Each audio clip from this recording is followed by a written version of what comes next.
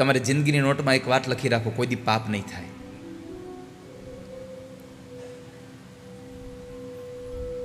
પેલું કે દુનિયામાં તમે ગમે તે કામ કરો છો એ ઓછામાં ઓછી 2 વ્યક્તિને ખબર હોય છે. કમસે કમ 2 માણસને ખબર જ હોય છે. એક પોતાની જાતને અને બીજું આપણા ઠાકોરજીને.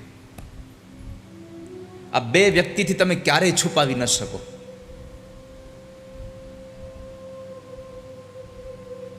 તમે કદાચ મનમાં કંઈક વિચાર કર્યો હોય તો યાદ રાખજો, કૃષ્ણને ખબર છે.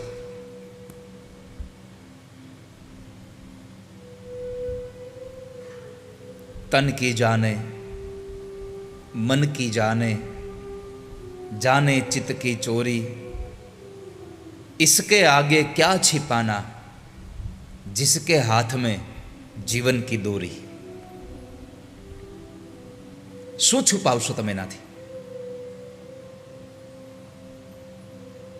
પ્રભુએ આપણને જીવન આપ્યું તો પરમાત્માને બધી જ આપણી જિંદગીની ખબર છે.